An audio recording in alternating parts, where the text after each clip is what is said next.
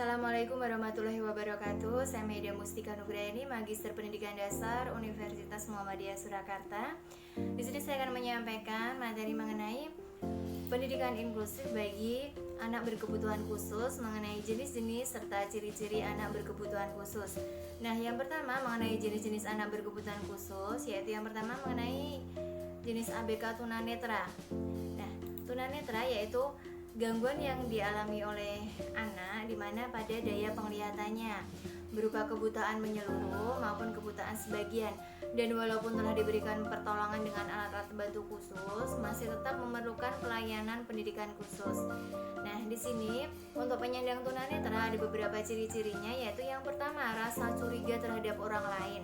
Nah, di sini disebabkan karena tidak berfungsinya indera penglihatan yang berpengaruh terhadap penerimaan informasi visual saat berkomunikasi dan berinteraksi. Kemudian ciri yang kedua yaitu perasaan mudah tersinggung, dimana karena keterbatasan yang ia peroleh melalui auditorium atau pendengarannya. Kemudian yang ketiga verbalisme, yaitu dimana pengetahuan dan pengalaman anak tunanetra pada konsep abstrak mengalami keterbatasan. Kemudian perasaan rendah diri, di mana keterbatasan yang dimiliki oleh anak tunanetra ini berimplikasi pada konsep dirinya. Kemudian implikasi keterbatasan penglihatan yaitu perasaan rendah diri untuk bergaul dan berkompetisi dengan orang lain. Kemudian adatan atau di sini merupakan upaya rangsang bagi anak tunanetra melalui indera non visual, di mana bentuk adatan tersebut misalnya seperti gerakan mengayunkan badan ke depan, ke belakang dengan silih berganti, dan gerakan menggerakkan kaki saat duduk, menggeleng-gelengkan kepala dan lain sebagainya. Kemudian suka berfantasi, yaitu dimana implikasi dari keterbatasan penglihatan pada anak tunanetra yaitu suka berfantasi. Hal ini bisa dibandingkan dengan anak awas, dapat melakukan kegiatan yang memandang sekedar melihat-lihat dan mencari informasi saat santai maupun saat-saat tertentu. Kemudian berpikir kritis, di mana keterbatasan informasi visual dapat memotivasi anak tunanetra dalam berpikir kritis terhadap suatu permasalahan. Kemudian pemberani, di mana anak tunanetra yang telah memiliki konsep diri yang baik, maka ia akan memiliki sikap berani dalam meningkatkan pengetahuan, kemampuan, keterampilan, dan pengalamannya. Di sini jenis-jenis tunanetra ada menurut SMART 2010 ada dua, yaitu yang pertama kurang penglihatan atau low vision. Dimana yang kurang penglihatan atau low vision di sini adalah suatu kondisi penglihatan yang apabila melihat sesuatu maka harus dengan jarak yang dekat atau harus didekatkan, atau mata harus dijauhkan dari objek yang dilihatnya atau memiliki pemandangan kabur ketika melihat suatu objek. Kemudian yang kedua yaitu buta total atau totally blind, yaitu kondisi penglihatan yang tidak dapat melihat dua jari di mukanya atau hanya melihat sinar atau cahaya, dan mereka tidak bisa menggunakan huruf selain huruf braille. Kemudian jenis ABK yang kedua yaitu tunarungu. Nah, jenis ABK ini tunarungu ini adalah di mana anak yang kehilangan seluruh atau sebagian daya pendengarannya sehingga tidak atau kurang mampu berkomunikasi secara verbal, dan walaupun telah diberikan pertolongan dengan alat bantu dengar, nah ini tetap masih memerlukan pendidikan khusus atau pelayanan pendidikan khusus. Untuk tunarungu di sini ada beberapa ciri-ciri, yaitu antara lain yaitu kemampuan bahasanya yang terlambat, tidak bisa mendengar, lebih sering menggunakan isyarat dalam berkomunikasi, kemudian perkataan yang diucapkan tidak begitu jelas. Ada beberapa jenis-jenis di sini menurut Bosel dalam Murni Winarsi 2007 halaman 23. Klasifikasi ketunarunguan adalah yang pertama itu kelompok 1, kehilangan 15 sampai 30 dB atau mild hearing loss, serta ketunarunguan ringan atau daya tangkap terhadap suara cakapan manusia normal. Kemudian yang kedua yaitu kelompok 2, kehilangan 31 sampai 60, di mana moderate hearing loss atau ketunarunguan atau disebut dengan ketunarunguan sedang. Jadi daya tangkap terhadap suara cakapan manusia hanya sebagian. Kemudian klasifikasi yang ketiga yaitu kelompok 3, di mana kehilangan 61 sampai 90. Di mana severe hearing loss ya, atau ketunarunguan berat. Daya tangkap terhadap suatu suara cakapan manusia tidak ada. Kemudian kelompok 4 yaitu kehilangan 91 sampai 120, profound hearing loss ya, atau ketunarunguan sangat berat. Di mana daya tangkap terhadap suara cakapan manusia di sini tidak ada sama sekali. Kemudian kelompok 5 yaitu kehilangan lebih dari 120, total hearing loss ya, atau ketunarunguan total, di mana daya tangkap terhadap suara cakapan manusia tidak ada sama sekali. Nah, kemudian untuk jenis HBK yang ketiga yaitu tunalaras.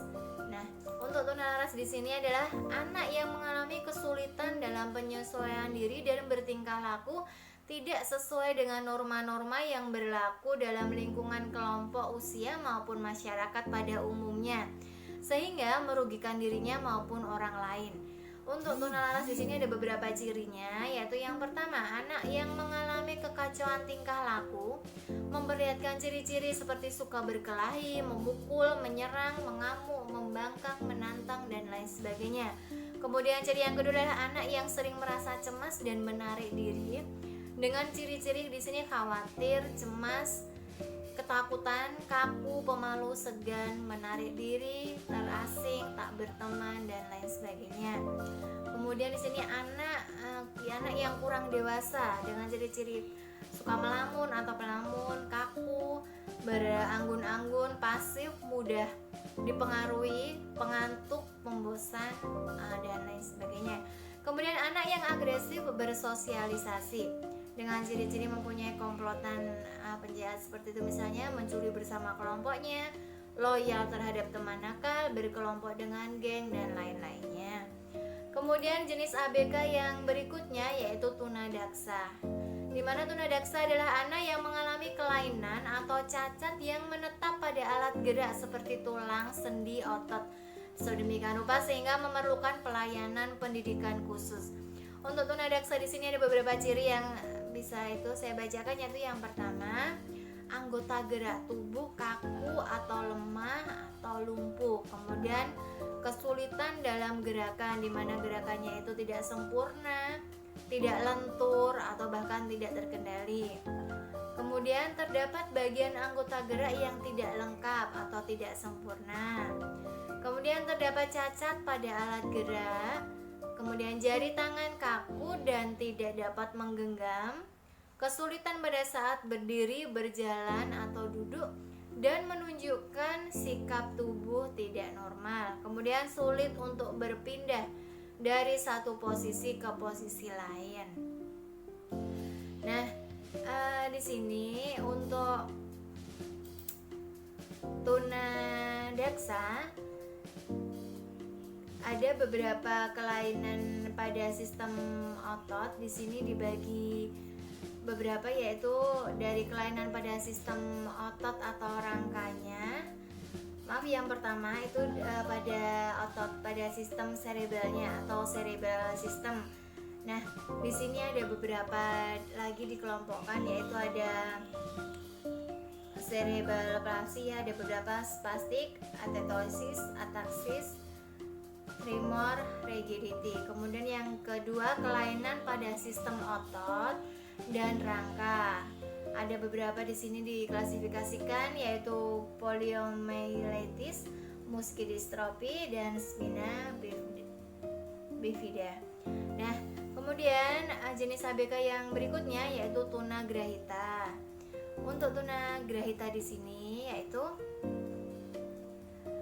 tunagrahita adalah di mana anak yang secara nyata mengalami hambatan atau keterbelakangan perkembangan mental jauh di bawah rata-rata IQ atau di bawah 70 IQ-nya, sehingga mengalami kesulitan dalam tugas-tugas akademik, komunikasi maupun sosial, dan karenanya memerlukan layanan pendidikan khusus.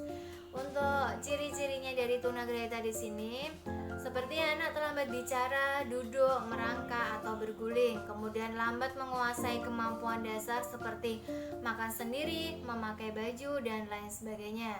mengalami gangguan perilaku seperti sering marah-marah tidak terkendali, penalaran yang buruk dan sulit untuk memecahkan masalah, dan daya ingat buruk.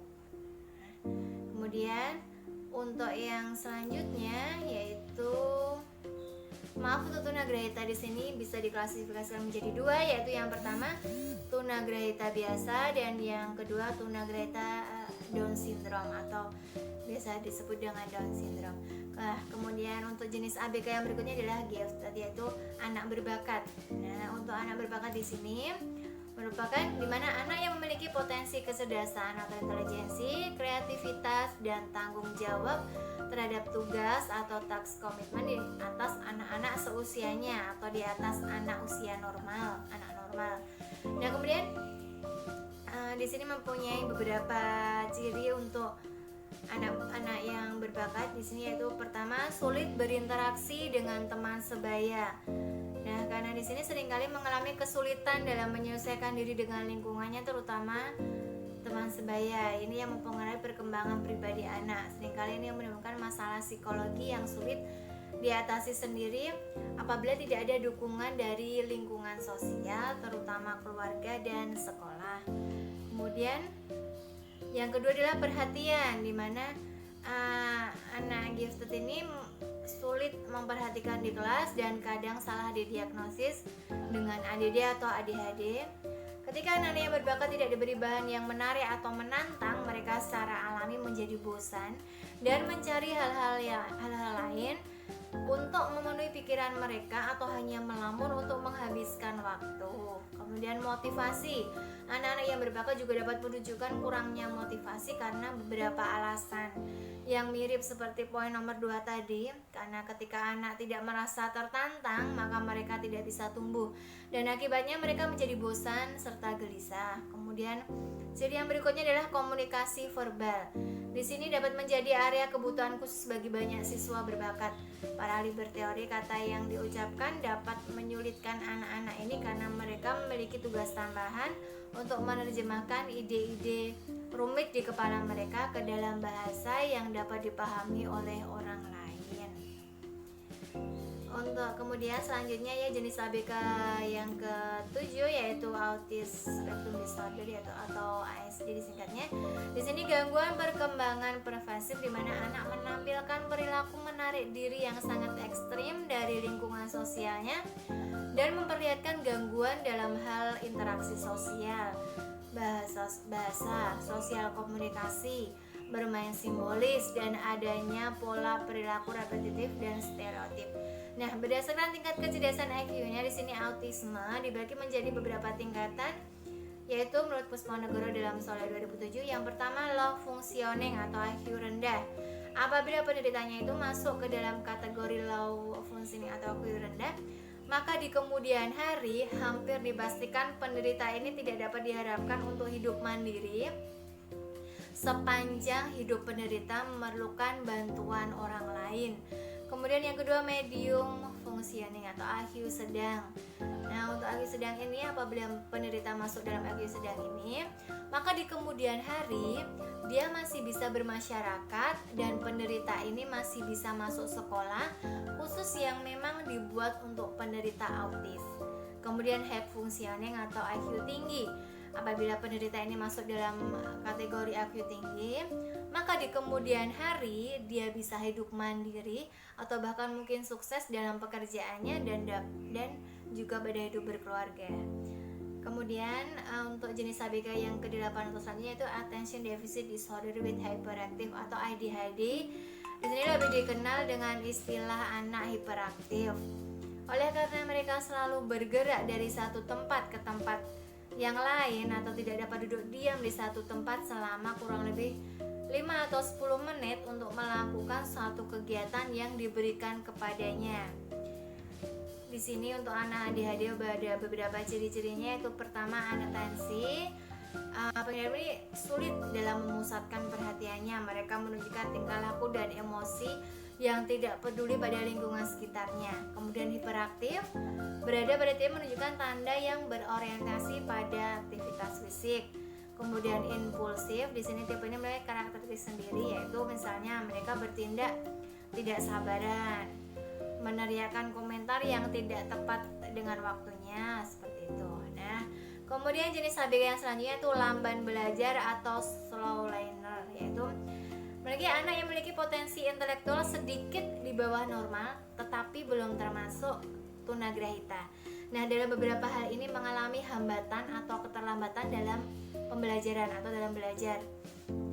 Di sini mempunyai karakteristik yaitu seperti fungsi kemampuan di bawah rata-rata pada umumnya, memiliki kecanggungan dalam kemampuan menjalin hubungan intrapersonal, memiliki kesulitan dalam melakukan perintah yang bertahap, tidak memiliki tujuan dalam menjalani kehidupannya, memiliki berbagai kesulitan internal seperti keterampilan mengorganisasikan, kesulitan transfer belajar dan menyimpulkan informasi, memiliki skor yang rendah dengan konsisten dalam beberapa tes, memiliki pandangan mengenai dirinya yang buruk, mengerjakan segalanya secara lambat, dan lambat dalam penguasaan terhadap sesuatu.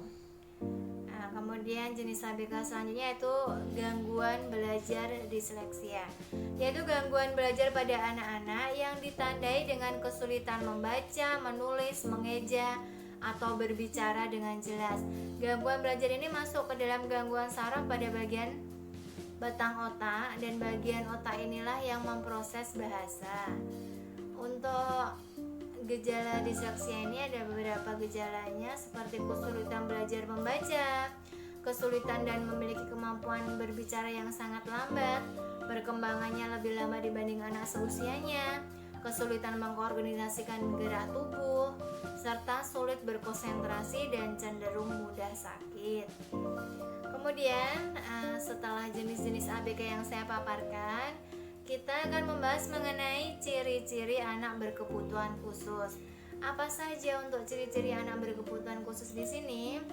Nah, untuk anak-anak berkebutuhan khusus di sini ada beberapa ciri. Yang pertama yaitu kontak mata tidak fokus, di mana karena saat kita memandang kedua matanya, ia dengan cepat akan memalingkan pandangannya karena mereka tidak fokus. Kemudian lebih suka menyendiri, di mana menurut para ahli di sini anak berkebutuhan khusus akan lebih suka untuk menyendiri.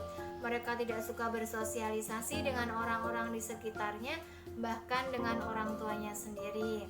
Kemudian yang ketiga itu emosional. Meskipun anak-anak yang berkebutuhan khusus suka menyendiri, anak-anak ini juga sangat emosional. Nah, di sini para ahli menyebutkan jika anak-anak ini memiliki psikologi yang emosional.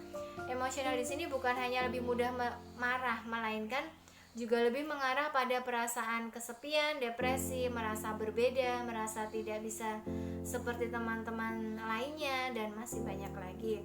Kemudian kesulitan dalam berkomunikasi. Nah, di sini anak-anak ini sulit dalam berkomunikasi terjadi karena kelainan fisik pada anak atau karena memang anak kesulitan mengungkapkan apa yang ada di hatinya. Nah, kemudian kesulitan berkomunikasi pada anak berkebutuhan khusus ini terjadi karena tumbuh kembang anak yang mengalami keterlambatan. Kemudian raut wajah anak yang datar. Di sini ciri-ciri anak yang berkebutuhan khusus adalah raut wajah anak yang datar. Maksudnya di sini merupakan kondisi wajah yang terlihat tanpa ekspresi, tanpa motivasi, dan tanpa keinginan. Di sini wajah seorang anak yang diduga mengalami kondisi keterbelakangan mental akan lebih mudah memiliki raut wajah yang datar, terlihat tetap memiliki ekspresi yang sama saat sedih, senang, kalah, menang, dan lain sebagainya.